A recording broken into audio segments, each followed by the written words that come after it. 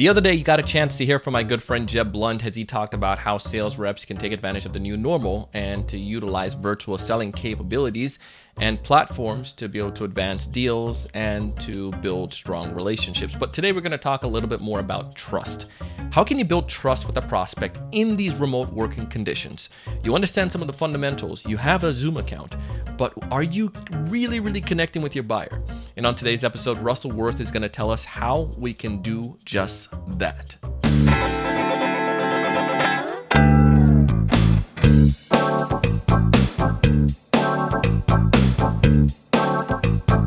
Hey everyone, welcome to another great episode here on TSE TV. I am your host, your coach, your mentor, your guide down the sales journey, Mr. Donald C. Kelly, the sales evangelist. And I'm so excited for another great episode. I'm so excited to be here with you today. And on this episode, we have Russell Wurth. Russell comes with some years of experience. He is responsible for helping drive Showpad's sales enablement efforts. And he's going to talk to you about some of the strategies and tactics that he's doing right now and helping his team and organizations to be able to thrive. He's worked at organizations such as Optiv and Netscope. So he comes with over 10 years of software sales, enterprise sales experience that can help us, no matter if you're selling to large organizations or small organizations. But the good thing about this is it's fun. It's some good stuff. Some of these strategies, you probably see me doing it right now. You're going to hear about it in the episode, and you'll see that a little bit further. Anyways, we're going to learn how to sell virtually, and we're going to learn how to build trust with these prospects. All right, let's go ahead and dive into the episode. Welcome to the show, Russell. Thanks for having me, Donald. Of course, man. I'm excited to talk to you because more and more of us as sales reps right now are dealing with selling in a remote situation. However, it's difficult to build trust in a remote situation, or maybe it's not than it is in person. At least I think so. And I wanted to pick your brain today to see how I can improve on that and how you can give us some advice on how we can make sure we're trustworthy individuals, not only just because we know it, but people can see that. But before we dive into all that fun stuff, Russell, why don't you tell us a little bit more about you and what you do, man? Sure. I'm currently the Global Vice President of Sales Enablement at Showpad. So we're a sales enablement company in this marketplace. I've been doing sales enablement and product marketing for about the past 10 years. Before that, I spent quite a bit of time on the product side doing software development, systems integration. So very technical. I was actually tapped to get into marketing and enablement because I was told I'm an engineer with a personality. So here I am after about a 20-year career. Congratulations on that, man. And obviously, I think what makes you going to make you even that much more effective is the fact that you bring all of this experience from one side. Now you're helping out with the sales side and helping us to succeed on that round. So good. Yeah, Double-edged sword. Yeah, I really love bringing technology to bear to solve problems. Well, let's talk about this right now. And speaking about solving this problem, we all woke up one day back in late March and we found out that our world is going to change. And I'm not just saying that sarcastically, literally, our world changed, no matter where you are, from Philippines to New York to Hawaii to Argentina. We all experienced this mighty change. And now we're doing a lot more business and interaction with our prospects and with our teammates remotely. But that trust factor is difficult sometimes to convey. But before we break it down and go even further and we find out how we can build that trust, how would you define trust in the sense of what we are looking at here in a B2B setting? As an engineer, I'm going to quote one of my favorite books, The Trusted Advisor, which has a formula for trust. And it's a great book. A friend of mine bought a copy for me when I was becoming a consultant. Advisor? The Trusted Advisor, yeah. And it has a great formula on trust. And if you think about the top half of the equation, it's credibility plus reliability plus intimacy divided by self-orientation. So trust is all about not being self-oriented, but having credibility and reliability to bring trust to the equation with a bit of intimacy, So you can develop that intimacy in person, with a dinner or interaction at events, but it's really credibility and reliability that build trust. Interesting. And I'm glad you mentioned the part there about it's not about us, taking our piece out of it as much as possible, but it's that it's about the prospect or not even necessarily the prospect, but just the other individual when it's all said and done. And I feel that those who do it the other way, they're probably the narcissist. Care too much about themselves. But let's talk about that. Now we're doing the work in this remote circumstance, in this remote setting. What are some of the challenges with building trust? We'll talk about those challenges and we'll go into how can we do this. Anything that you've seen over the past 3-4 months? Yeah, and actually, I'll share with you when you were talking about waking up and our world changing, you couldn't be any more correct. I was actually in Europe and got woken up by my wife at 2 o'clock in the morning saying, you got to get home because we're shutting down travel, and that was kind of the start of everything. For me, I'm a personal guy. I like getting out and meeting with people. And so intimacy is really hard to develop virtually. Yeah. And so I think that's the hardest thing. It was the easiest thing to develop as we meet over events, dinners and lunches and things like that. You could at least establish intimacy. So now we're going to have to rely as sellers more and more on our credibility, first and foremost, then reliability. Reliability, we're very available. It's easy to hop on Zoom calls and be available, but credibility, you really got to practice. You really got to put your thoughts together when you either respond to an RFP or just have a discussion like today. What are some of the questions I'm going to be asked? What are some of the things this person's thinking about? So it just changes the approach for sellers that typically relied on that intimacy as the first step in. Now it's got to be credibility. Interesting. So what are some things I can do if I'm going to have credibility so let's say for you, if I'm going to present to you, or if I'm going to pitch something to you or have a meeting, initial call with you, I need to be credible. Is that are there different strategies or ideas that you would give on how I can prepare for that beforehand? And is there things I can prepare on LinkedIn to help with that as well? Absolutely. And I would say for sales, it's natural to use intimacy, to use that way to develop a personal relationship. So do a little bit of research and find something personal. You mentioned living in Florida, or, find out what their favorite sports team is, or find out where they live. Find something positive you can build upon, that's not business related, that's By a the personal way, interest. Yeah. Mine is the Miami Dolphins, and we're going to be amazing whenever we can play again because we did a great draft. I didn't follow the draft, but I've liked the Dolphins since the Dan Marino days. So I'm in Denver, so I'm a Broncos fan, but I've always appreciated the Dolphins. But again, you see, we develop intimacy, right? We can talk a little bit about something non-business related. It lowers kind of your resistance a bit. So start off with that, but then make sure you've got some credibility in terms of thinking about what the buyer is going through and really bringing something to bear. Instead of saying, hey, I've got a new white paper, how about I've got a new research paper. This will probably take you 15 minutes to read, but just take a minute and look at this particular page or section. So the more that you can have credibility by appreciating that we've got Zoom fatigue, we're all kind of tired of being in front of the laptop all day long, put it in a way in context that the buyer can understand, to have that credibility and say, I know what you're going through. I think this will be of interest to you. Ask for 5 minutes or less, not to talk to me, but to take this information I'm providing you in your comfort zone, whether it's breakfast, having coffee, or out the back porch. So that way you can start that credibility chain. And it certainly can't be packaging up, all of these things, presentations and PowerPoints and PDFs and videos. Just think about that nurture path. Again, feeding bit by bits, and that's a way all of a sudden you become reliable. You're a reliable source of information. You're reliably providing insight and not just tossing over some digital content, assuming somebody's going to read it. Oh, it's so true. And I feel that part there is a critical part where I sometimes, as a BDR, when I was doing inside sales at one point, I remember marketing would give us information and we were like, to just like get it out. And then I thought that I was doing something to society when I was actually adding to the clutter because I wasn't giving a reason, like you're saying, for that. It was just, let me delete this. It's something else that's cumbering up my space. And I love that, the way you explained it, how you broke that down. Yeah, it's very easy, with digital transformation. It's a buzzword, but think about how easy it is for anybody to create content, sellers, marketers, content creators. And even though for a one-page document, it could take us a week to produce that, maybe 8 hours over a week's time frame, it probably takes somebody really 4 hours to comprehend it. And, to both half an hour to read it, digest it, maybe another half an hour to revisit it. So think about that consumption journey a bit. We can't just open up the fire hose and expect something to hit. That's kind of an old way of marketing with all these fancy digital tools. We got to think a little bit more personal. So I coach my reps and talk about those ways to develop that trust, as we talked about with that formula. Love it.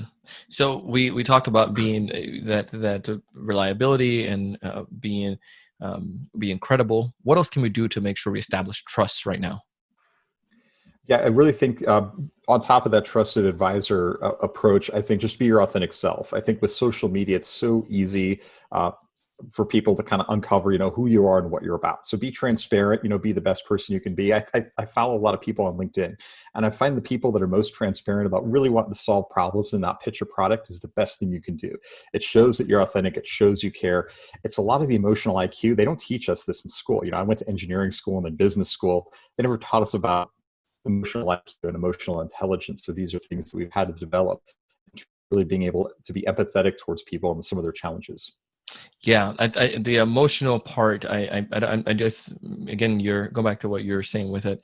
I can tell you that it's hard to teach though. Like, if you, sometimes people fall into their trap of just being a salesperson as opposed to being a human being. And I think that's where, going back to the idea where you're making a genuine connection, that's where I feel that emotional IQ might comes in. And but how do you teach that to your reps right now? How do you help to establish that with them, teach them emotional IQ? That's a great question. And I think it's just a transformation of how we've done sales enablement in the past and marketing in the past, which is all about here's us and here's about our product. Give people that foundation about your company, your new product launch that you might have, but then pause and give them scenarios and think about situations. This is where product marketing, working with sales and sales engineers, can come in. Build a library of real live situations that you can have people exercise, not scripted role plays, but really get deep into it and say, here we got a guy, Donald, he just moved to Florida. He's in charge of a sales team. He's got a $50 million revenue. He's B2B. He's in a hospital business. And then really go a little bit deeper and say, here's some of the challenges that he has. And video role play is a good way to put that out to folks. So that way they're not just reading something, but if they could have people play the role of an actor, it's more real that way. And you're going to be a little bit more authentic than if I just read a case study or read something on paper and I'm trying to respond. I'm seeing it, so I've got to be a little bit more real, especially if I'm videoing myself responding.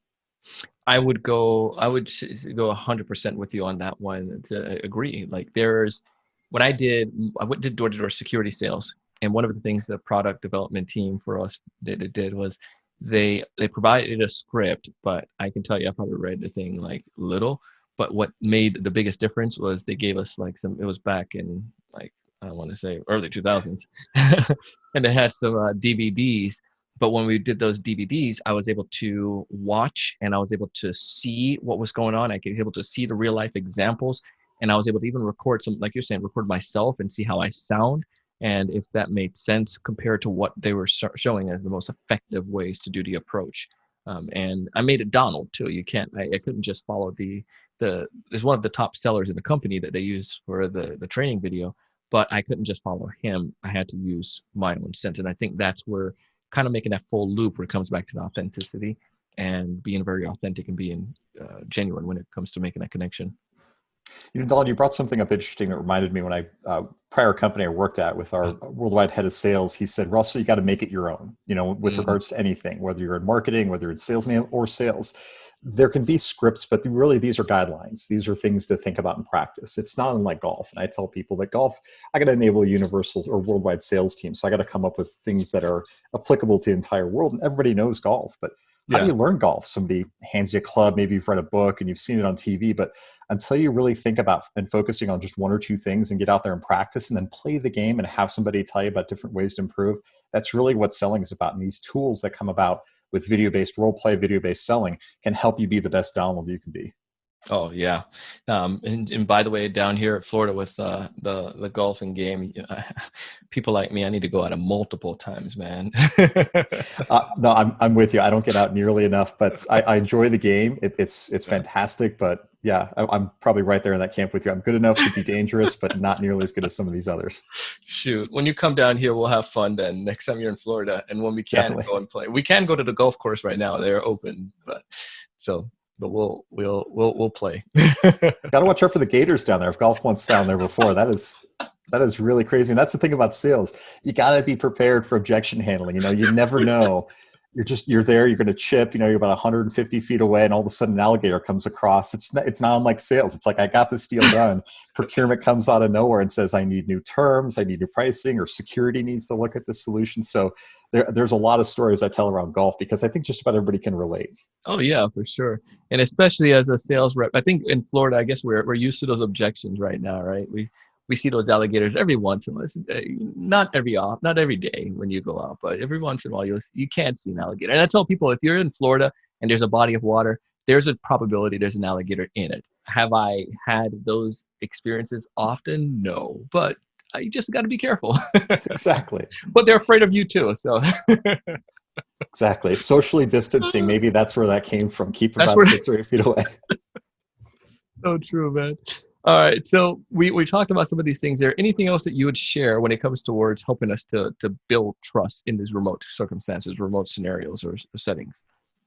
Again, it's really tough. The biggest things are just, again, being yourself. And the best way to show yourself is video. I get on a lot of calls lately now, and I find that I'll open it up and I'll put my video on and try to show a smiling face, and encourage others to do the same and say, look, don't be embarrassed about your background and what's going on. There's kids everywhere, and say hi to the kids. I can bring my kids on because they love seeing people, they're going to see somebody in, the UK or Germany or something like that. So the best way to, again, be yourself is just, be a little bit vulnerable, expose that a little bit as you turn on your camera. And it just helps you connect more person to person. So we're not just, faceless voices on a phone call that seems like a cold calling.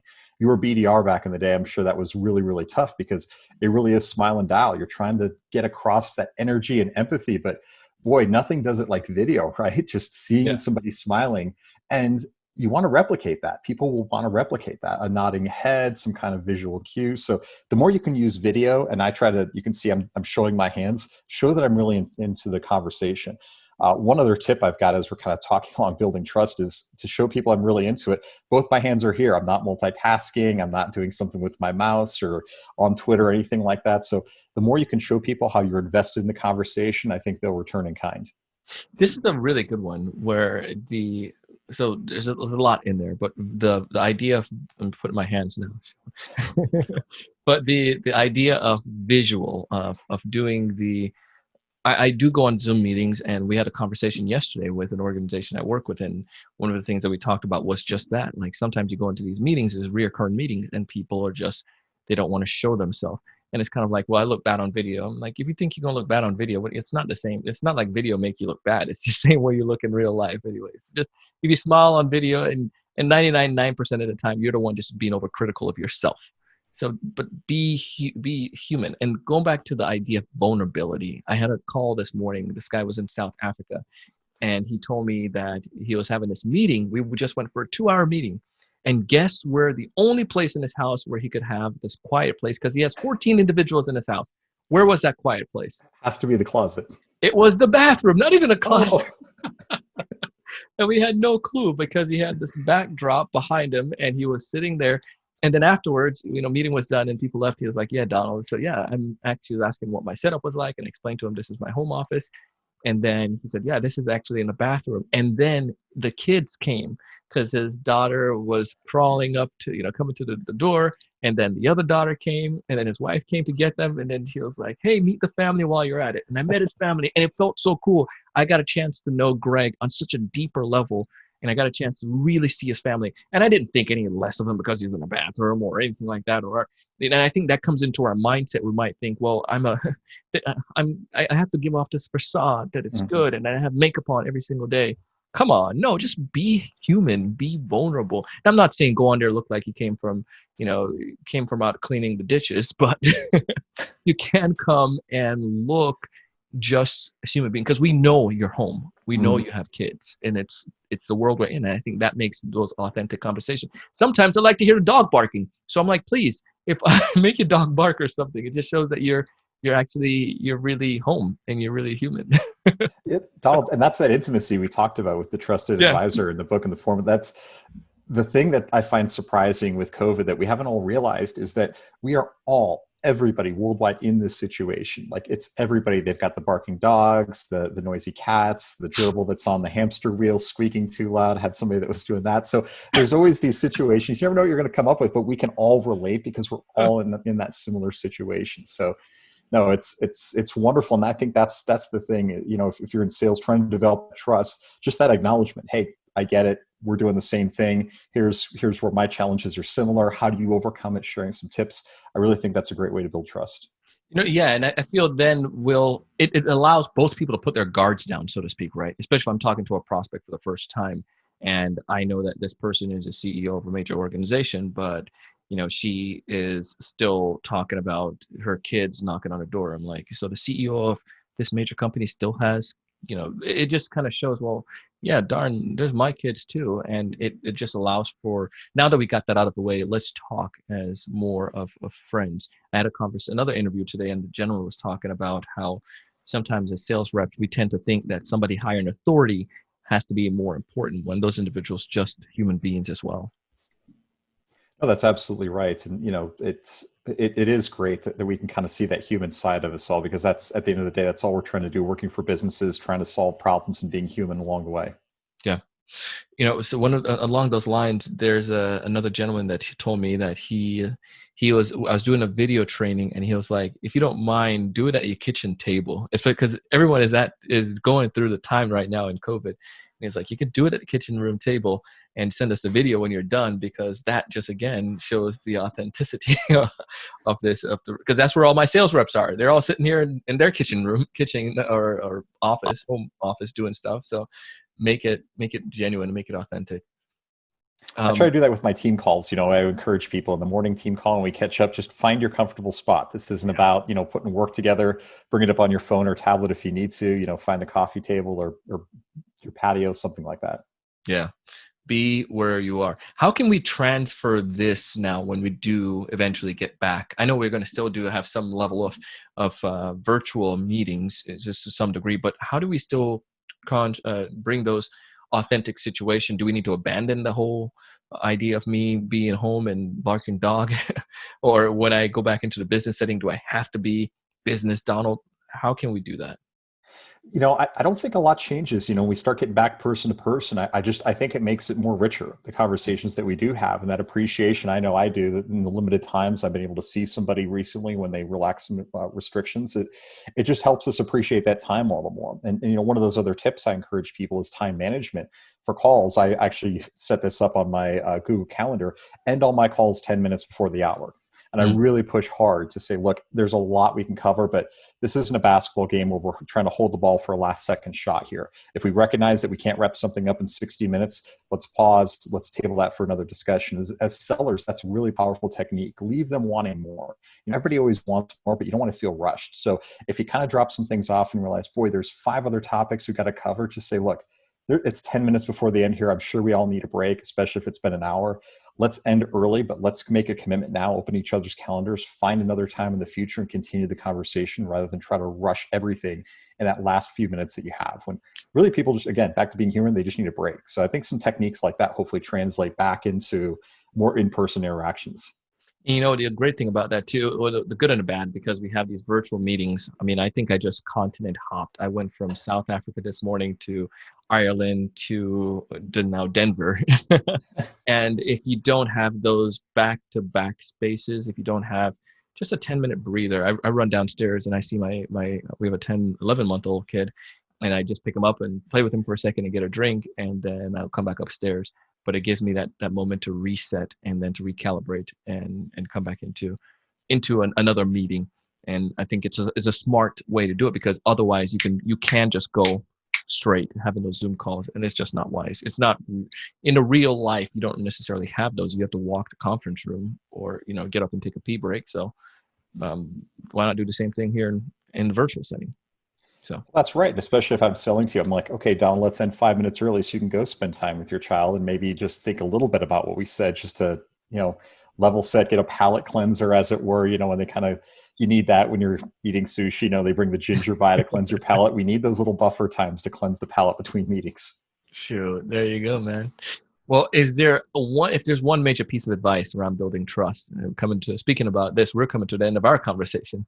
But if there's one major piece of advice you'd give around building trust in a remote setting, what's that major piece of advice?